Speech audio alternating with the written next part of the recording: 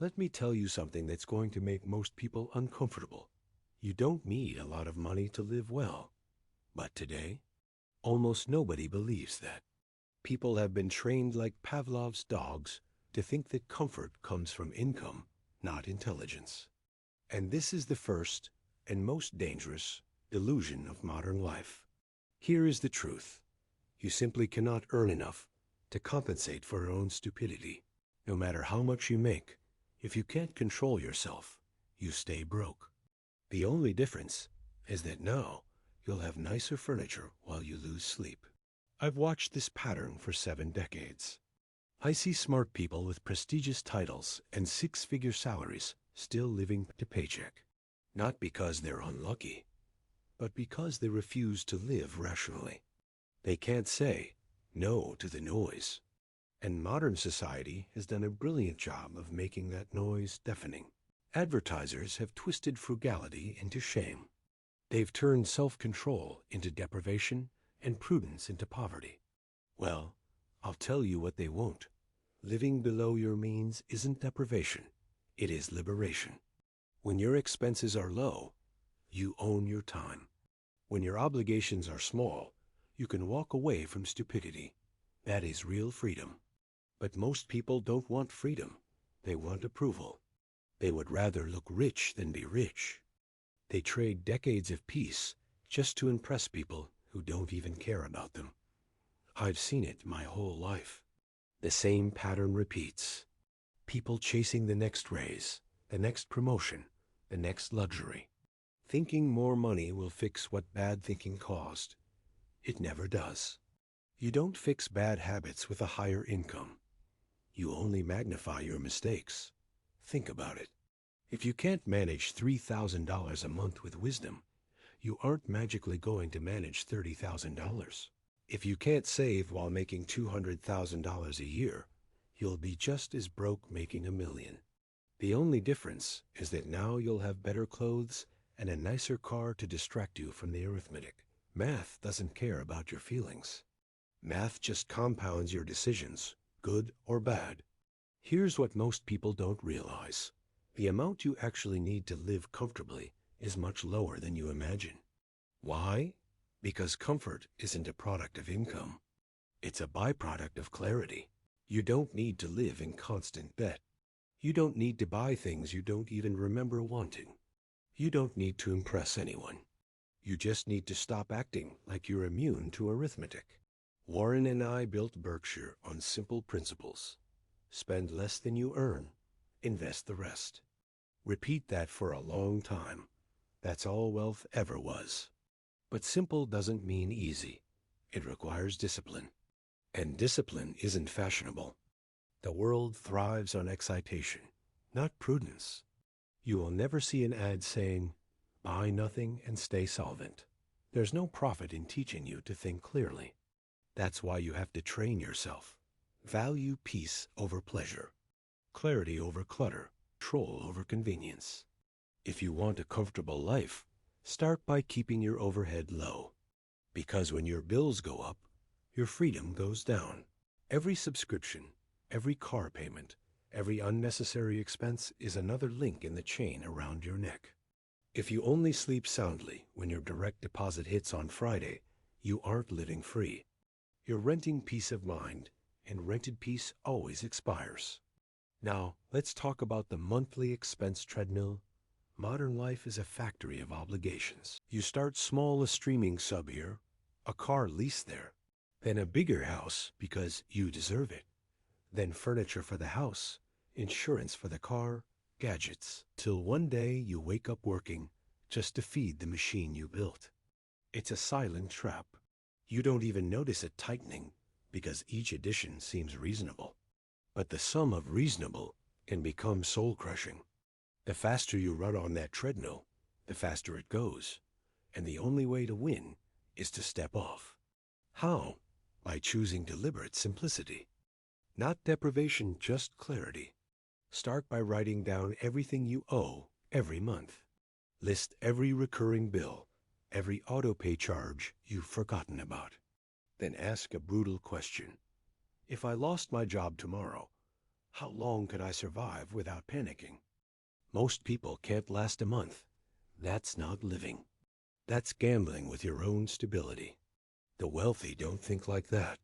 They build what I call a margin of safety.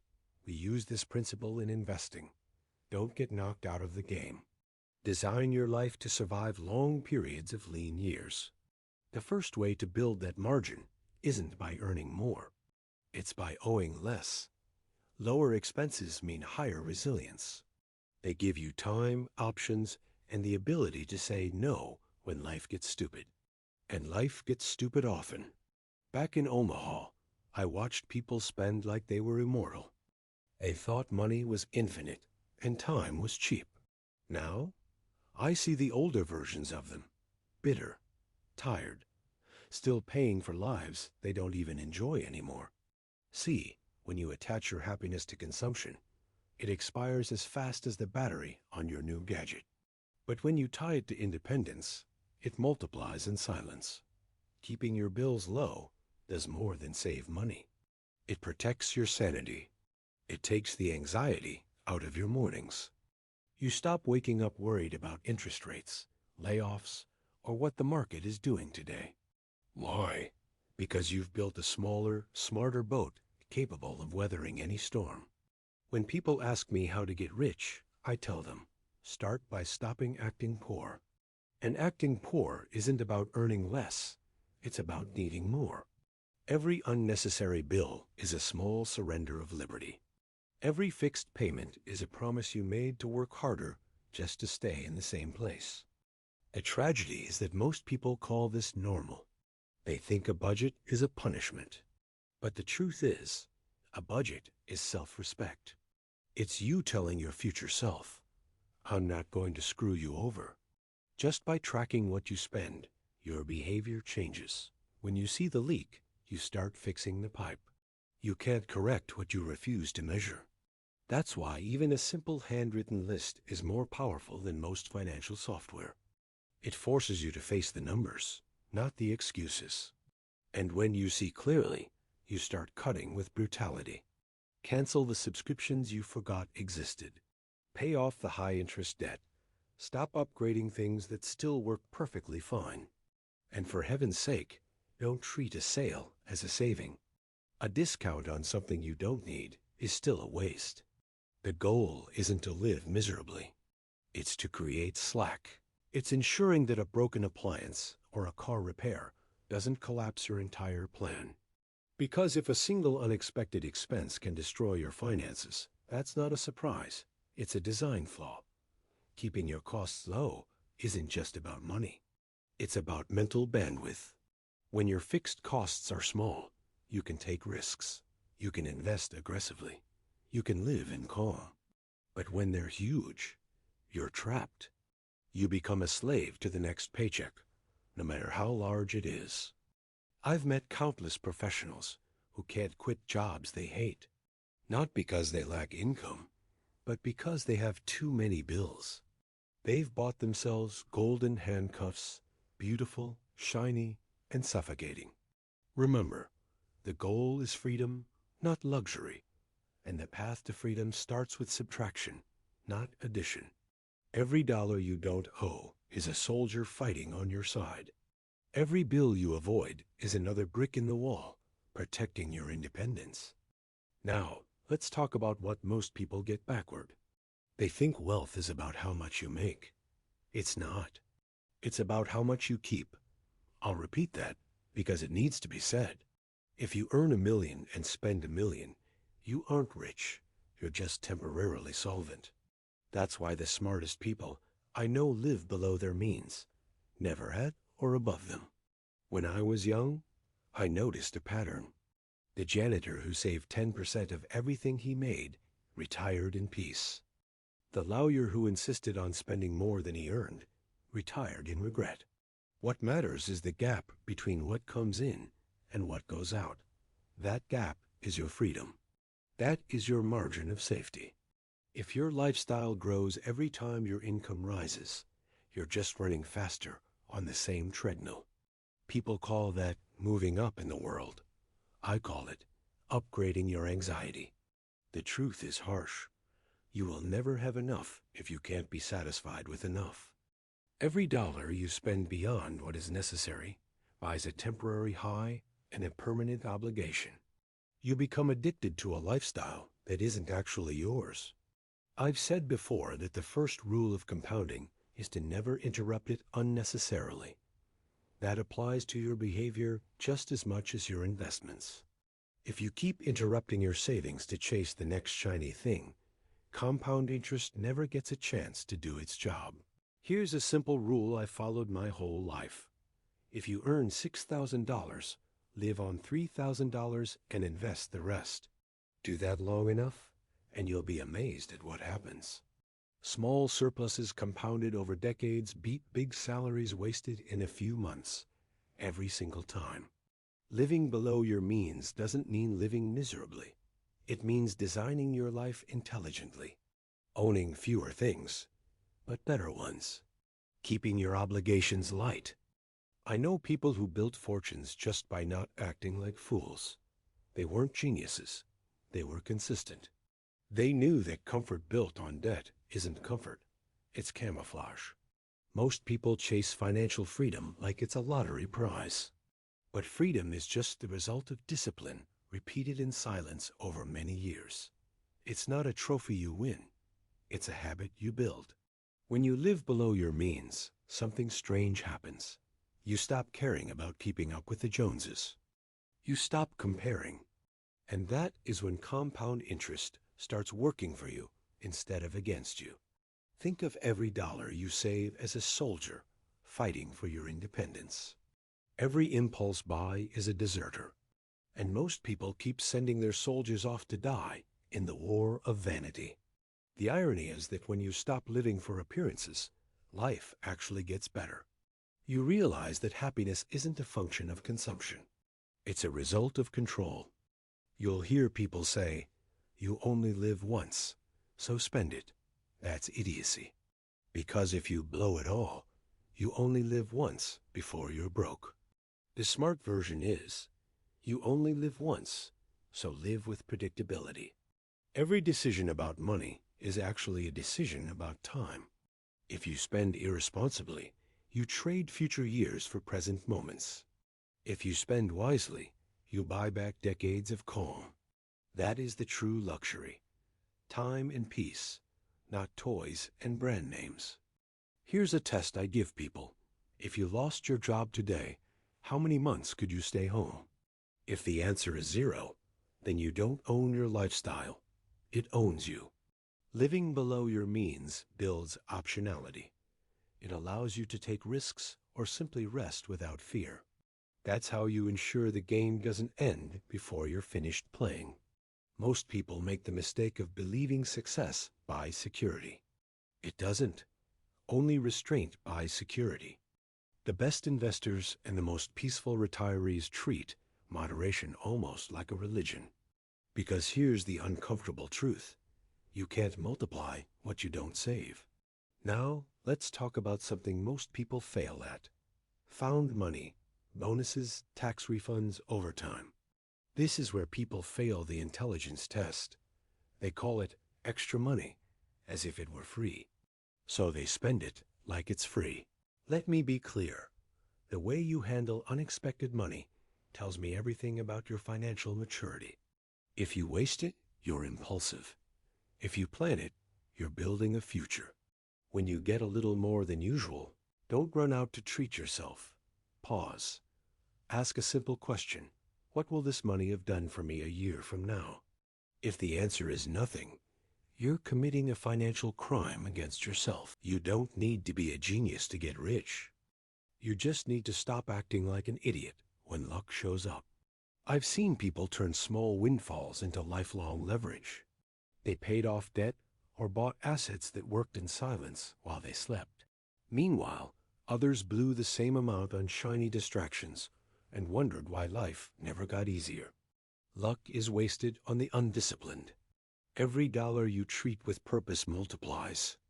Every dollar you spend without thinking disappears. That's why I tell people, when extra money appears, act like it's never going to appear again. Because often, it won't. If you don't give it a job, it will find trouble. And money loves trouble. So, plan before it arrives. Responsible people already know. If I get a bonus, 50% goes to investments, 30% to debt, 20% to life's pleasures. Simple, rational, no emotion. See, it's emotion that destroys financial progress. People get a taste of success and want to announce it to the world. They forget that quiet money multiplies. Loud money disappears. You don't need to live like a monk, but you do need to live like a strategist. Because money without a plan always flows towards stupidity. When you decide where every dollar goes, you remove the luck factor from your life. It's not the market that keeps people poor. It's the absence of a plan. They don't lose money because they're unlucky. They lose it because they behave in predictably bad ways. The moment you start planning, you stop gambling. And wealth was never built on gambling only, on patience and reason. Let's talk about something else that makes people uncomfortable. Shopping. It has become the modern religion. Temples are everywhere, open 7 days a week. And every sermon says the same thing. You deserve it. Well, let me tell you, the graveyards are full of people who deserved it. I'm not against comfort. I'm against stupidity. And most consumption today is just stupidity disguised as self-care. The feeling. You walk into a store for one thing and leave with 5. You open an app just to look, and suddenly you've bought another gadget you'll forget in a week. That isn't bad luck. It is engineered behavior. Corporations spend billions studying how to make you click buy now. They know your impulse is better than you do. And every impulse buy is a small victory for them and a defeat for you. That's why I follow a simple rule that has saved me a fortune, the 24-hour rule. Never buy anything the same day you want it. Wait 24 hours. If you still want it the next day, maybe it's worth it. But you'll be surprised how often the desire evaporates faster than the reason returns. Discipline is the bodyguard of wealth. When you delay gratification, you take power away from a world trying to sell you comfort at compound interest. Because make no mistake, debt is the hangover of comfort. Most entertainment works the same way. It's sold as a reward. You worked hard. Now you deserve to escape. But escaping costs money. And if you repeat it often enough, escape becomes dependency. I've seen people spend half their income on fun, weekends that end faster than the receipts fade. They confuse stimulation with satisfaction. You can have fun without breaking yourself. You just have to ask, is this pleasure or is it compensation? Most people don't want joy. They want a distraction from a life they don't control. When you fix the foundation, when you aren't drowning in bills, you don't need as much entertainment. Life itself becomes peaceful enough that you don't have to beg for an escape. There's nothing wrong with enjoying life. But pleasure without limits becomes erosion. The trick isn't to remove pleasure. It's to give it context. Pleasure should be the spice, not the main course. And remember, not all entertainment is created equal. Some nourishes you. Some empties you. A good book costs $25 and can change your perspective for decades. A random night out can cost $500 and leave nothing but a headache. If you're going to spend on what generates value that compounds. Education, health, relationships. Everything else depreciates the instant you touch it. Impulse spending is an emotional investment with a guaranteed loss. Marketing always aims for your feelings, never your logic. Logic doesn't buy. Emotion buys. But the older you get, the clearer it becomes. Satisfaction doesn't come from accumulating. It comes from controlling. Now, let's talk about something nobody wants to hear, but everyone needs to do. Research before you buy. People spend weeks researching a vacation, but 5 minutes buying a car. They'll compare Netflix series for an hour, but won't spend 10 minutes reading reviews before dropping thousands of dollars. That's not poverty. That's negligence. And negligence is expensive. People think they're saving time, but they're actually trading intelligence for convenience. And convenience, when it comes to money, is a very expensive luxury. Warren and I have practiced this our entire careers. Every purchase is an investment decision. You are trading capital for utility. If you don't understand the value, you're gambling. It's no different from buying stocks. When you buy a company, you study the fundamentals. When you buy a car or a laptop, the logic should be the same. But most people just pick the shiniest one and hope for the best. Hoping in finance or in shopping is a terrible strategy. When you don't research, you pay for ignorance twice. Once with money, once with regret. And ignorance always compounds faster than interest. Products are not equal. Two washing machines might look identical, but one lasts 10 years and the other breaks in 3. Buy the cheap one twice and congratulations, you paid more for less. That's not saving, that's prepaying for your own stupidity. Research transforms a cost into a strategy. It forces you to slow down enough to ask, what am I actually buying? In case you haven't noticed, the world is full of traps. They call them limited time offers. It's all designed to shut down your brain. Because your brain, if used, ruins their business model. If you want to live intelligently, make thinking an automatic reflex. Do your homework. Every hour of research saves hours of frustration later. Buying a house? Understand the taxes, maintenance costs, and resale value. Buying a car? Know the repair history and gas mileage. Buying a new gadget? Check the durability. If you don't understand what you're buying, don't buy it. Simple rule, but most people ignore it and pay the price. People love to say, time is money, but they forget that ignorance costs more than patience ever will. A few hours of research can save you thousands. That's a deal even a fool should take. You don't need to be paranoid, just rational. A good purchase should make your life easier, not your wallet emptier. The wealthy don't buy the cheapest thing. They buy the smartest thing. They pay for value. That's why their things last longer, because their thinking lasts longer. Now let's move to the final thing that separates the rich from the eternally broke: maintenance. Most people are great at buying things and terrible at keeping them alive. They spend months picking the right car, then skip the oil changes. They're proud of owning a home, but ignore the roof until it leaks. That isn't bad luck. It's bad maintenance. And bad maintenance is one of the most expensive habits in the world. Real wealth isn't about accumulating. It is about preserving. What good is earning if you can't stop what you already have from falling apart? In business, we call it capital preservation. In life, we call it common sense. A machine well cared for lasts decades. One that's neglected dies early and takes your wallet with it. Entropy is nature's favorite hobby. Everything deteriorates if you don't pay attention. Let me put it this way. Preventive care is cheaper than a repair. People ignore the car until it breaks, the teeth until they hurt, and their finances until they collapse. Then they panic and call it an emergency. No, that isn't an emergency.